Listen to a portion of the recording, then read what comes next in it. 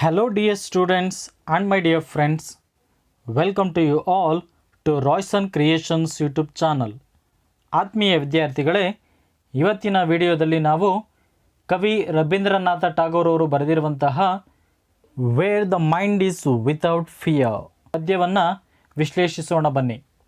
ಈ ಪದ್ಯವನ್ನು ಕವಿ ರವೀಂದ್ರನಾಥ ಟಾಗೋರ್ ಅವರಿಗೆ ನೊಬೆಲ್ ಪ್ರಶಸ್ತಿಯನ್ನು ತಂದುಕೊಟ್ಟಂತಹ ಗೀತಾಂಜಲಿ ಕವನ ಸಂಕಲನದಿಂದ ಇದನ್ನು ಆಯ್ಕೆ ಮಾಡಿಕೊಳ್ಳಲಾಗಿದೆ. ಇದು ಗೀತಾಂಜಲಿ ಕವನ ಸಂಕಲನದಲ್ಲಿ 35ನೆಯ ಪದ್ಯ. ಈ ಪದ್ಯದಲ್ಲಿ ಕವಿ ರವೀಂದ್ರನಾಥ ಟಾಗೋರ್ ಅವರು ಸ್ವತಂತ್ರ ನಂತರ ತನ್ನ ಭಾರತ ಮತ್ತು ಭಾರತೀಯರು ಯಾವ ರೀತಿ ಇರಬೇಕೆಂದು ಆಶೆಯನ್ನು ಪಡುತ್ತಿದ್ದಾರೆ ಎಂದು ಸಂಪೂರ್ಣವಾಗಿ ಅವರು ವಿವರಿಸಿದ್ದಾರೆ. ಮೊದಲಿಗೆ ಈ ಪದ್ಯವನ್ನು ಓದೋಣ ಬನ್ನಿ. Where the mind is without fear by Rabindranath Tagore.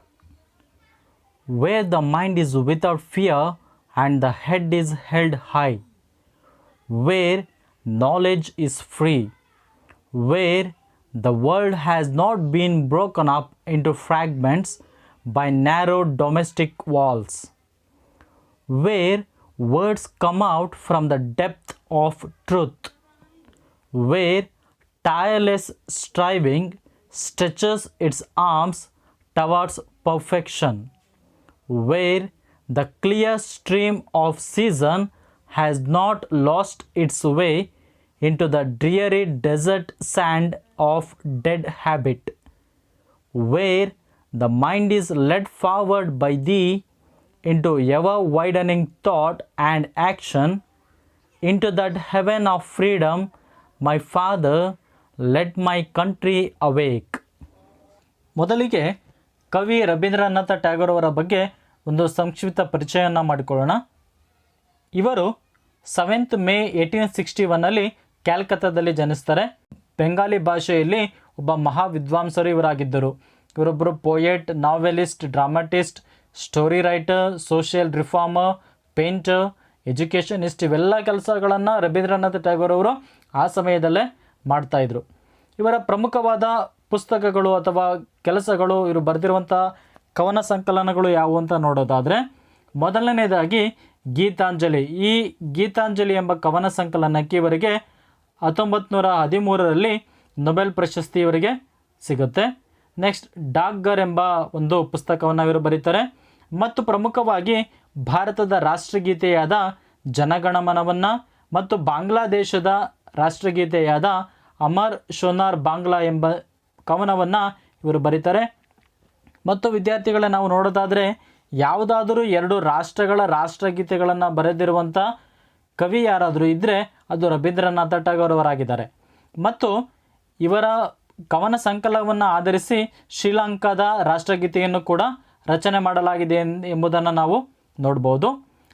ಇವರಿಗೆ ಬಂದಿರುವಂಥ ಪ್ರಮುಖವಾದ ಪ್ರಶಸ್ತಿ ಯಾವುದು ಅಂತ ಹೇಳಿದ್ರೆ, ಪ್ರಪಂಚದಲ್ಲಿ ಅತ್ಯಂತ ಉನ್ನತವಾದ ಪ್ರಶಸ್ತಿ ನೊಬೆಲ್ ಪ್ರಶಸ್ತಿ ಅಂತ ಕರಿತೀವಿ. ಇದನ್ನು ಇವರಿಗೆ ಸಾಹಿತ್ಯಕ್ಕೋಸ್ಕರ 1913ನೇ ಇಸವಿಯಲ್ಲಿ ಇವರಿಗೆ ನೀಡ್ತಾರೆ. ಇದು ಇವರು ಗಳಿಸಿರುವಂಥ ಅತ್ಯುನ್ನತವಾದ ಪ್ರಶಸ್ತಿಯಾಗಿರುತ್ತೆ.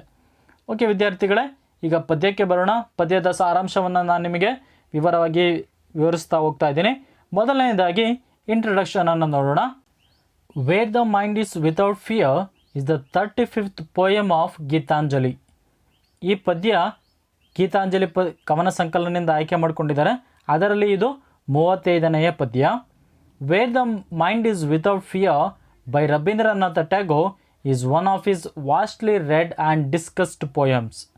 It was originally composed in Bengali, possibly in 1900 under the title Prarthana, meaning prayer.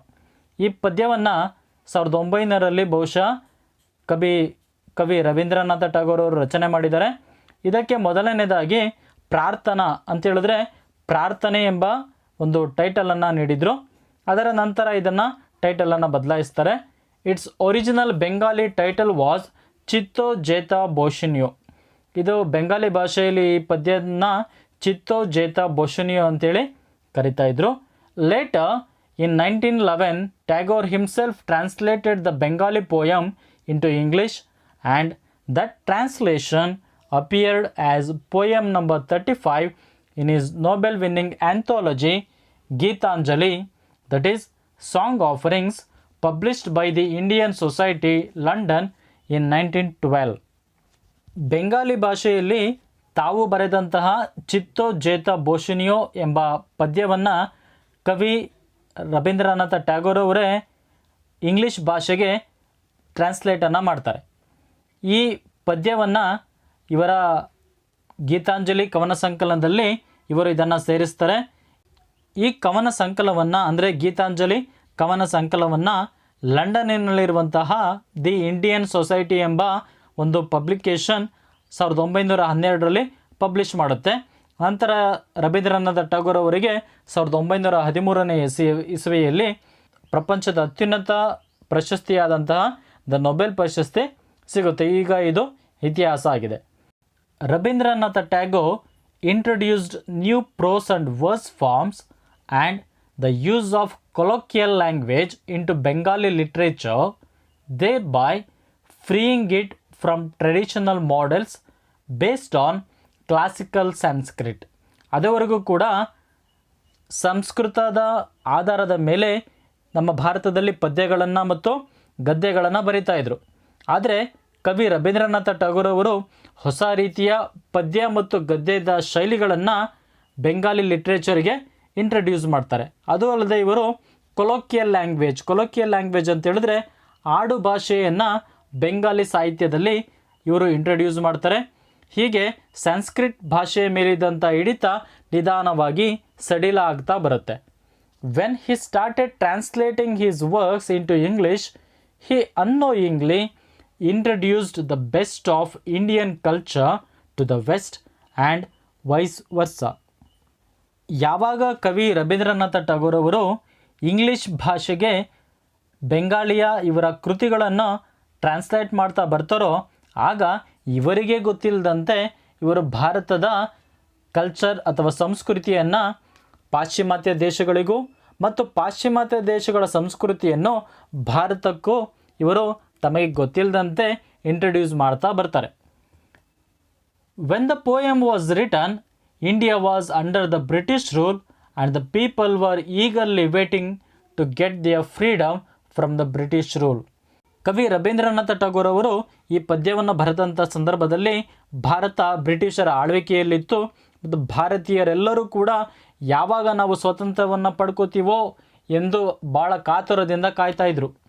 The poem is written in the form of a prayer to the God, the Almighty, for a true freedom for his country. ಈ ಪದ್ಯದಲ್ಲಿ ಕವಿ ರವೀಂದ್ರನಾಥ ಟ್ಯಾಗೋರ್ ಅವರು ದೇವರಿಗೆ ಒಂದು ಪ್ರಾರ್ಥನೆಯನ್ನು ಮಾಡ್ತಾ ಇದ್ದಾರೆ. ಆ ಪ್ರಾರ್ಥನೆಯಲ್ಲಿ ನಿಜವಾದ ಸ್ವಾತಂತ್ರ್ಯ ನಮ್ಮ ಭಾರತಕ್ಕೆ ಬರಲಿ ಎಂದು ಅವರು ಆಶೆಯನ್ನು ವ್ಯಕ್ತಪಡಿಸ್ತಾ ಇದ್ದಾರೆ. And thus Tagore reveals his own concept of freedom throughout the poem, where the mind is without fear. ಹಾಗಾಗಿ where the mind is without fear ಎಂಬ ಈ ಪದ್ಯದಲ್ಲಿ ಕವಿ ರವೀಂದ್ರನಾಥ ಟ್ಯಾಗೋರ್ ಅವರು ಸ್ವಾತಂತ್ರ್ಯದ ಬಗ್ಗೆ ತಮ್ಮ ಭಾವನೆಯನ್ನು ಈ ಪದ್ಯದ ಮೂಲಕ ತಿಳಿಸಿದ್ದಾರೆ. The poem consists of 11 lines in total. ಈ ಪದ್ಯದಲ್ಲಿ ಒಟ್ಟು 11 ಸಾಲುಗಳಿದ್ದಾವೆ. These lines are not divided into stanzas. ಈ ಪದ್ಯದಲ್ಲಿರುವಂಥ ಸಾಲುಗಳನ್ನು ಸ್ಟ್ಯಾನ್ಸಸ್ ರೂಪದಲ್ಲಿ ಅವರು ಬರೆದಿಲ್ಲ. They are divided into meaningful segments of 4+4+3. ಆದರೆ ನಾವು ಈ ಪದ್ಯವನ್ನು ನಮಗೆ ಅನುಕೂಲವಾಗುವಂತೆ ಅದನ್ನು 4 ಮತ್ತು 3 ಸಾಲುಗಳ ಪದ್ಯಗಳಾಗಿ ನಾವು ವಿಭಾಗವನ್ನು ಮಾಡ್ಕೋಬೋದು. ವಿದ್ಯಾರ್ಥಿಗಳೇ, ಈಗ ಪದ್ಯಕ್ಕೆ ಬರೋಣ. ನಾನು ಈ ಪದ್ಯದಲ್ಲಿ ಪ್ರತಿಯೊಂದು ಲೈನನ್ನು ಕೂಡ ನಿಮಗೆ ವಿವರಿಸ್ತಾ ಹೋಗ್ತಾ ಇದ್ದೀನಿ. ಮೊದಲನೇ ಲೈನಿಗೆ ಬಂದರೆ, where the mind is without fear and the head is held high. ಇಲ್ಲಿ ಸ್ವತಂತ್ರರಾದ ನಂತರ ಭಾರತದ ಜನರು ಯಾವ ರೀತಿ ಇರಬೇಕು ಅಂತ ತಿಳಿಸ್ತಾ ಇದ್ದಾರೆ. Where the mind is without fear, ಭಾರತದಲ್ಲಿರುವಂಥ ಜನರ ಮನಸ್ಸುಗಳಲ್ಲಿ ಭಯ ಇರಬಾರ್ದು. And the head is held high, ಅವರ ತಲೆ ಯಾವಾಗಲೂ ಕೂಡ ಅವರ ತಲೆಯನ್ನು ಎತ್ತಿರಬೇಕು. ವೇರ್ ನಾಲೆಡ್ಜ್ ಈಸ್ ಫ್ರೀ, ಇಲ್ಲಿ ನಾಲೆಡ್ಜ್ ಅಥವಾ ಜ್ಞಾನಕ್ಕೆ ಹಣವನ್ನು ನಾವು ನೀಡಬಾರ್ದು, ಅದು ಫ್ರೀಯಾಗಿ ಇರಬೇಕು. ಯಾಕೆ ಅವರು ಈ ರೀತಿ ಈ ಲೈನನ್ನು ಹೇಳ್ತಾರೆ ಅಂತ ಹೇಳಿದ್ರೆ, ಹಿಂದಿನ ಕಾಲದಲ್ಲಿ ನಾವು ಗಮನಿಸಿದ್ರೆ ಶಿಕ್ಷಣವನ್ನು ಎಲ್ಲರೂ ಕೂಡ ಪಡ್ಕೊಳ್ಳೋಕ್ಕಾಗ್ತಾ ಇರಲಿಲ್ಲ. ಕೇವಲ ಕೆಲವರಿಗೆ ಮಾತ್ರ ಶಿಕ್ಷಣವನ್ನು ನೀಡ್ತಾ ಇದ್ರು. ಶಿಕ್ಷಣ ಎಲ್ಲರಿಗೂ ಉಚಿತವಾಗಿ ಸಿಗಬೇಕು ಅಂತೇಳಿ ಕವಿ ಆಶಯವನ್ನು ಪಡ್ತಾ ಇದ್ದಾರೆ. Where the world has not been broken up into fragments. Fragments ಅಂತ ಹೇಳಿದ್ರೆ ಸ್ಮಾಲ್ ಪೀಸಸ್. ನಮ್ಮ ಭಾರತ ಸ್ವತಂತ್ರಕ್ಕಿಂತ ಮುಂಚೆ ನಾವು ಗಮನಿಸಿದ್ರೆ ನಾವು ನೋಡ್ತೀವಿ ಅದು 565 ಸಂಸ್ಥಾನಗಳಾಗಿದ್ವು. ಈ ರೀತಿ ಸ್ಮಾಲ್ ಪೀಸಸ್ ಆಗಿ ಸ್ಮಾಲ್ ಭಾಗಗಳಾಗಿ ಭಾರತ ಡಿವೈಡ್ ಆಗಿತ್ತು. ಆ ರೀತಿಯ ಭಾಗ ಆಗಬಾರ್ದು ಅಂತೇಳಿ ಇವರು ಬಯಸ್ತಾ ಇದ್ದಾರೆ. ವೇರ್ ದ ವರ್ಲ್ಡ್, ಇಲ್ಲಿ ವರ್ಲ್ಡ್ ಅಂತ ಹೇಳಿದ್ರೆ ಭಾರತವನ್ನೇ ಒಂದು ಪ್ರಪಂಚವಾಗಿ ಇವರು ತಗೋತಾ ಇದ್ದಾರೆ. Has not been broken up into fragments. ಇಲ್ಲಿರುವಂತಹ ರಾಜ್ಯಗಳು ಒಂದಾಗಬೇಕು ಅಂತ ಇವರ ಆಶಯ ಆಗಿತ್ತು. Next, by narrow domestic wall. By narrow domestic walls. ಇಲ್ಲಿ ನ್ಯಾರೋ ಅಂತ ಹೇಳಿದ್ರೆ ಕಿರಿದಾದ ಅಥವಾ ಅಂಕೊಡೊಂಕಾದ. ಡೊಮೆಸ್ಟಿಕ್ ಅಂತ ಹೇಳಿದ್ರೆ ಮನೆ. ಡೊಮೆಸ್ಟಿಕ್ ವಾಲ್ಸ್ ಅಂತ ಹೇಳಿದ್ರೆ 4 ವಾಲ್ಸ್ ಆಫ್ ಅ ಹೌಸ್. ಆದರೆ ಮನೆಯ ಕಟ್ಟಡವನ್ನು ನಾವು ಕಟ್ಟಬೇಕಾದ್ರೆ ಅಲ್ಲಿರುವಂಥ ಗೋಡೆಗಳನ್ನು ನಾವು ಅಡ್ಡದಿಡ್ಡಿಯಾಗಿ ಕಟ್ಟೋದಿಲ್ಲ, ಬದಲಾಗಿ ಅದನ್ನು ಸ್ಟ್ರೇಟಾಗಿ ಕಟ್ತೀವಿ.